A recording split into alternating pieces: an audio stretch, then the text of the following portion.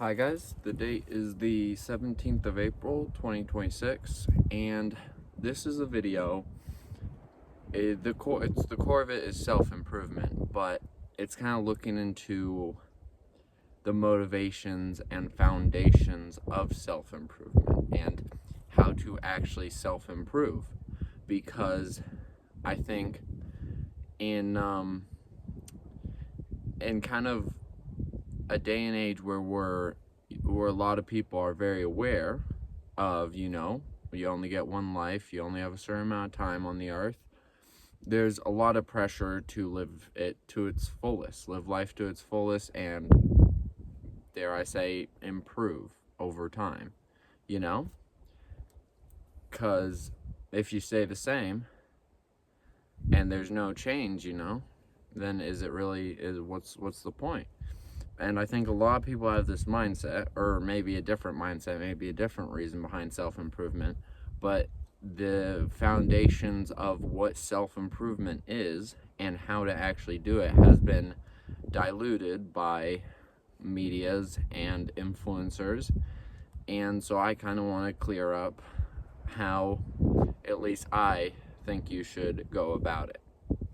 So the first step is, there's probably a lot of media talking about self-improvement, and 90% of the self-improvement you'll see will be based on the person. If you look at my channel and look at the self-improvement stuff I've posted, it is mainly stuff that applies to me and people similar to me. That's why I say, I'll start the video by talking about this is my perspective, or how I see things, or how I'm going about solving this, because this applies to me. And that is so the core of why self-improvement is so hard nowadays, is because you're getting all this information. Some of it applies to you, some of it doesn't. And a big thing is, it's not just whether or not self-improvement applies to you, it also may be whether self-improvement content applies to you. Because I find, for me personally, self-improvement content doesn't work. And so all these videos you're seeing that are getting pushed in your face about, this video will solve this or this video will solve that, the fact that it's content means it won't solve it. And that's for some people. For some people, the content works. So even at the core of it, it only works for some people. And that's the first thing you have to understand about self-improvement, is it's all different with all different people, Some things work for others, other things won't work. But what I want to talk about today is the core of what you decide you're improving and what you decide needs to be improved. So to start out, there's two main areas that self-improvement is usually applied to. So let's go back to the start. You're a kid. You're born into the world. You're your authentic self, enjoying life. Then you have survival mechanisms, which is, I need to socialize so that I can be in a group, so that I can survive, which is how we humans have evolved. And then there's the other side of it, which is environmental. In this day and age, let's just say having long curly hair is not accepted. And so now my perception, which first is the human, how we've evolved, something like how we are, and then the other is our perception. And now my perception is that my long curly hair is not acceptable, and I am now insecure about it, which at the core of it, all of these perception things can usually be based back to the environment and how we were, how we've evolved. So when you're tackling a core, like maybe you're insecure about something, it's best to go back to where it evolved from. Now, when you're identifying it, it depends on how you go about the self-improvement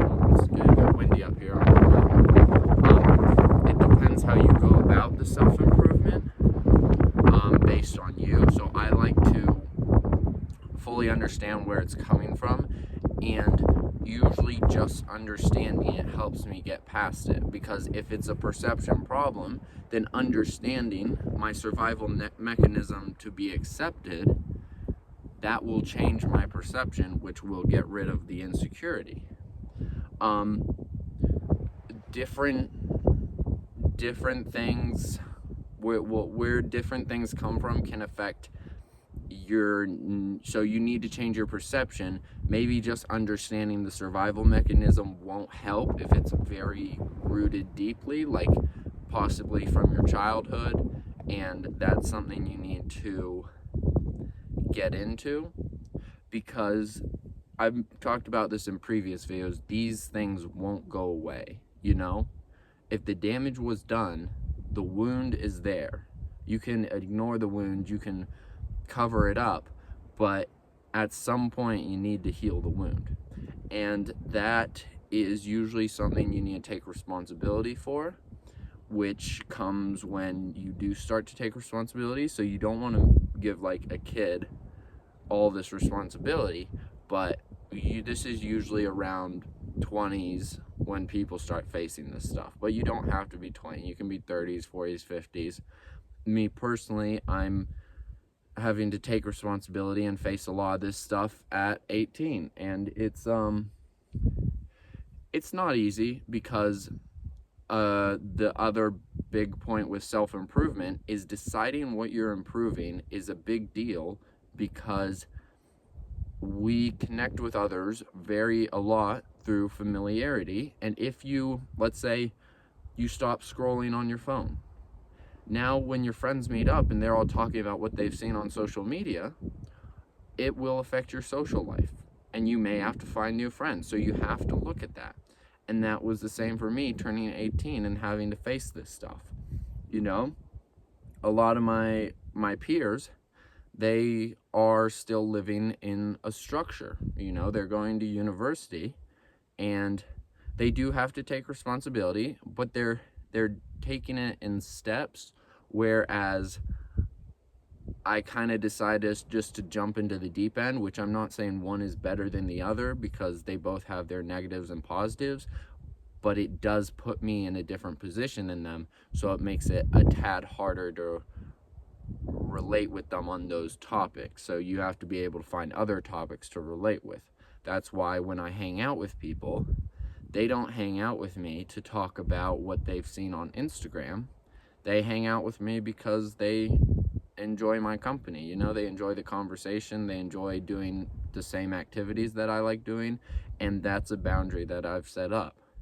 Of course, with my job and taking responsibility for all this and moving towards becoming fully independent, it has not been easy to keep up my social life.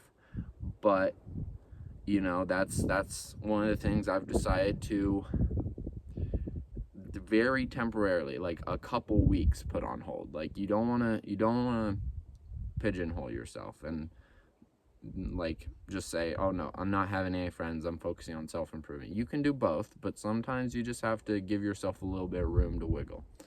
But yeah, so with self-improvement, first, it's completely different for everybody. I mean, there's similarities, but it's different. Next is tracking down the origin of what you're trying to improve. And then next is deciding if you truly want to improve it or just accept it. Because what I've personally realized is if I accept something, I won't want to improve it, but some things I don't want to accept because I want to improve them. Let's say, for instance, going to the gym. If I accept my body as it is, I thought that, well, this is for me personally, I thought that I could accept it, like acknowledge how it is and improve it. But it's funny, when I accept it, I don't feel the need to improve it anymore. But I do also want the benefits of a stronger body. And a healthier, so I decided to not accept my body how it is. It doesn't have to be a negative non-acceptance. It's just, I'm not going to acknowledge my body and say, yeah, this is the way it is. Even though acceptance is just acknowledging reality, I don't want to acknowledge that reality yet, because if I acknowledge it, then my perception of my body will be that I don't need to change it, you know? And that's another thing, getting to the core of it. And I think that's a big one, with especially nowadays when there's a lot of stuff about self-acceptance. It's not accepting something doesn't have to be a negative thing, because accepting is just acknowledging reality, you know? And accepting used in the right way can be really powerful, because it does change your perception and your actions, but you have to do it the right way. And that's a big thing with self-improvement. And then there's the unhealthy side, where it's, you know, which is really displayed on the media a lot, where it's taking someone else's problems and forcing it onto you. That's one of the big thing in the media, is you see these people who feel insecure about having enough money, and then they go online and they say, you need to get more money, and they force their problem onto you. And they do that so well because it's much easier to force an insecurity that they have and understand onto you than force one that you know they don't have. And they do this so they can sell you the solution. But that's a big thing with self-improvement, is sometimes there's not really a problem.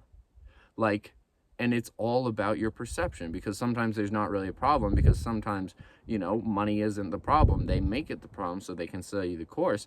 But also sometimes, you know, it's about your perception. Same with the gym.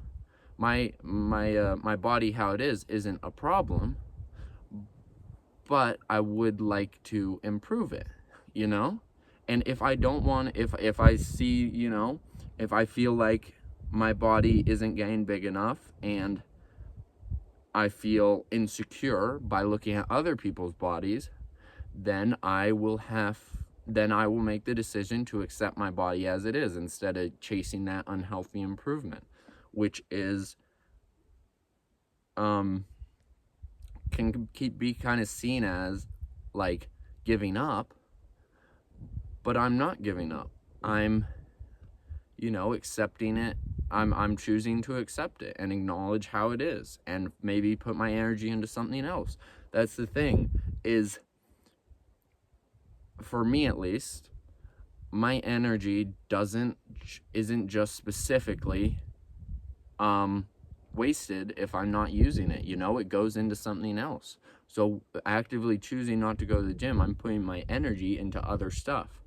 And this is, I don't know if this just applies to people similar to me or everybody, but I think that nowadays, where we have social media draining so much of our energy, and electronics, and that they take so much from us, that we have lost the concept of our energy, because we're always just, you know, I don't think this is everybody, but I think that the concept of energy is really forgotten.